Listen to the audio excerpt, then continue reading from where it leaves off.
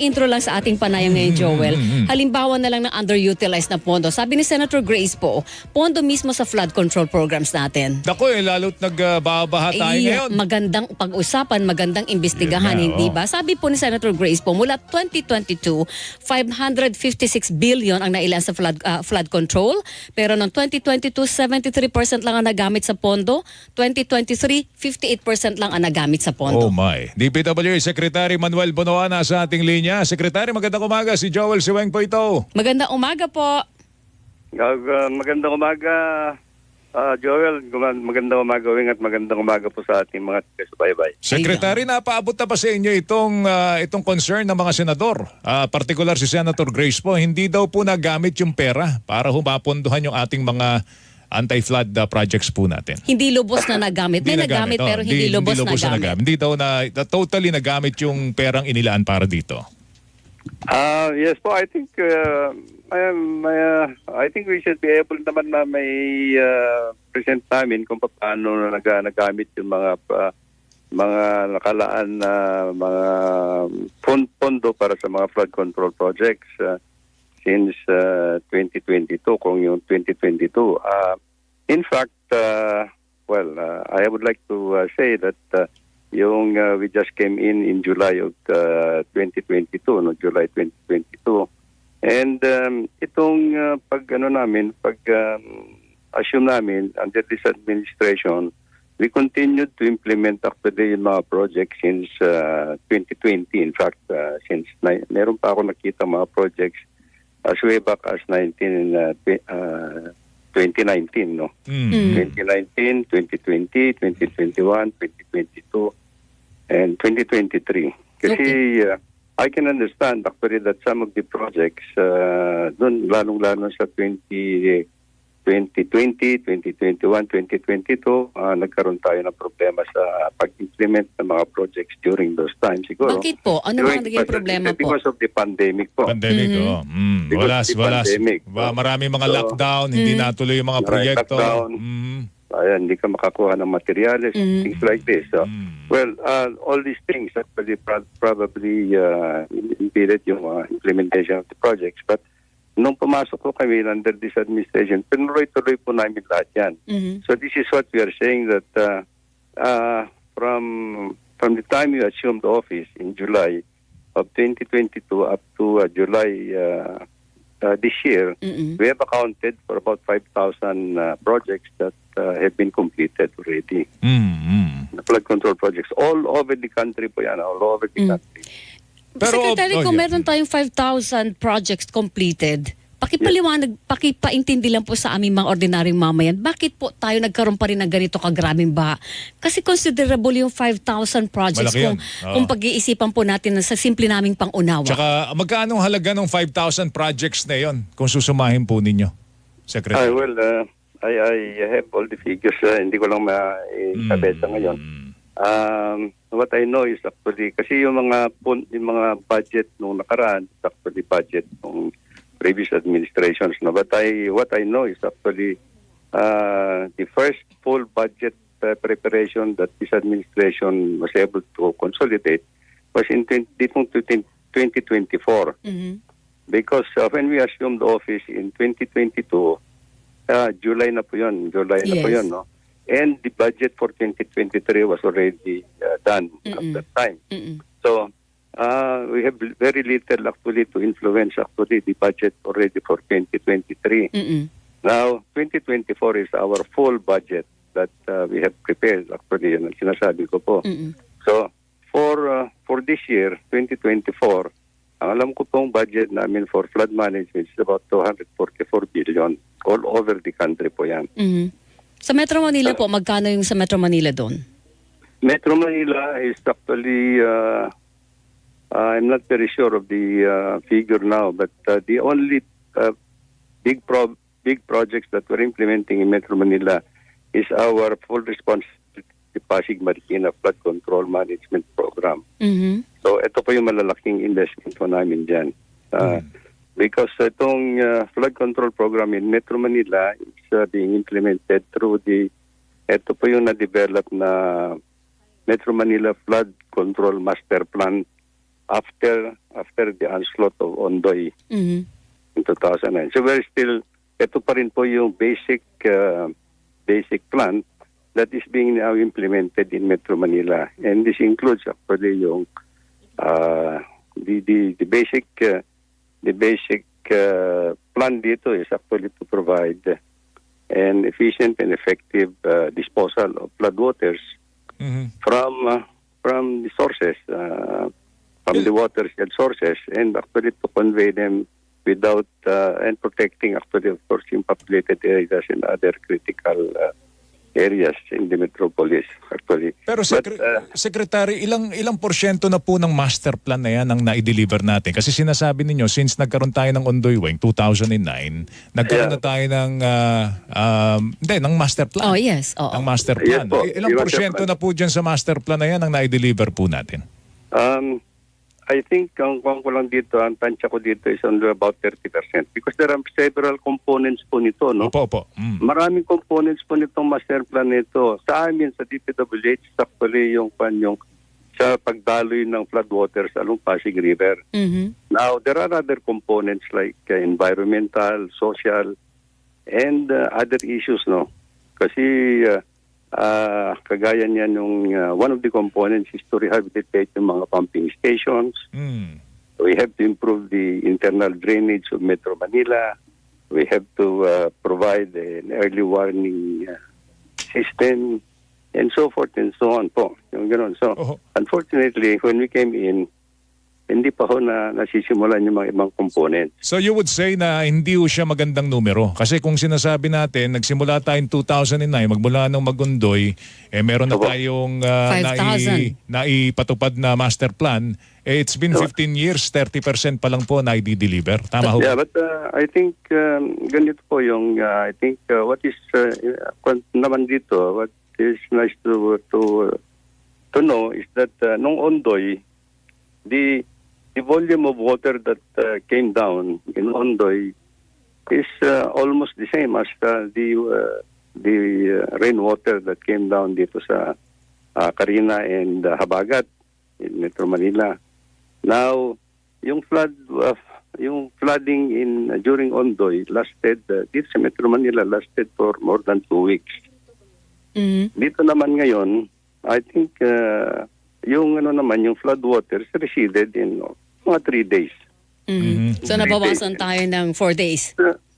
Well, weeks po. Weeks yung natin Ito. 2 weeks yata Opo. yung yung Ondoy sa Okay. pagkalam ko 2 weeks na baha ang Metro Manila. Oh, Secretary, And it ganito was lang. very difficult to recede yung Opo. waters at that time. Opo. Kasi and I think marami naman po kasing nailagay ng mga pumping stations. Mhm. I think there has been some desilting of the tributaries. Ang importante po rito kasi sa Metro Manila is actually the internal drainage at saka waste management. Mhm. Totoo po yan. Program. Pero Secretary, doon sa 30%, bakit nandun pala tayo sa 30%? Ano po ba ang mga pangunahing dahilan? Maliban sa pandemic, Joel, ano po yung mga pangunahing dahilan? Bakit nagkakaroon ng underutilization ng pondo para po sa flood control? Hindi naman po siguro underutilized. Hindi naman. It's a matter of allocating actually the resources siguro. Mhm. Kagaya niyan po dito sa I think dito sa Metro Manila kasi I think the local government should address actually the internal drainage of Metro Manila. Kasi the internal drainage of Metro Manila has been constructed more than 50 years ago and actually this is only 30% efficient now. Hindi po yun kasama doon sa sinasabi ninyong master plan na taon-taon Kasama kailangan po. nating lagyan. Then why is it Well, not being addressed kung kasama po siya because sa master plan? This is a master plan but I think there are specific responsibilities of all agencies naman. Opo. Kagaya niyan, internal drainage should be the response of the local government. Opo. Di ba ganun po? Yung waste management is also waste management. Yung mga basura na natatabunan yung mga pagdaloy ng tubig baha sa mga drains.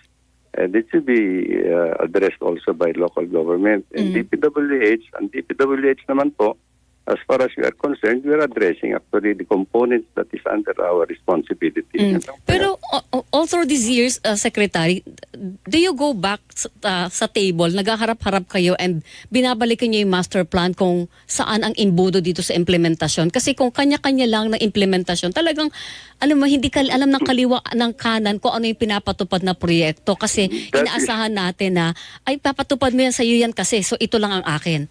That is true po, and I think this is the marching order now of the President that to address the flood control program, it has to be integrated, comprehensive, and inclusive, and it has to be integrated all in all, and the components should be integratedly implemented. Ganun po yun. But, this is now the marching order of the President. Oo, kasi hindi mo matatawag na master plan nyo, Secretary, kung nagkakanya-kanya kayo, di ba? Master plan pa rin po. Parang, I think there is something wrong in the implementation.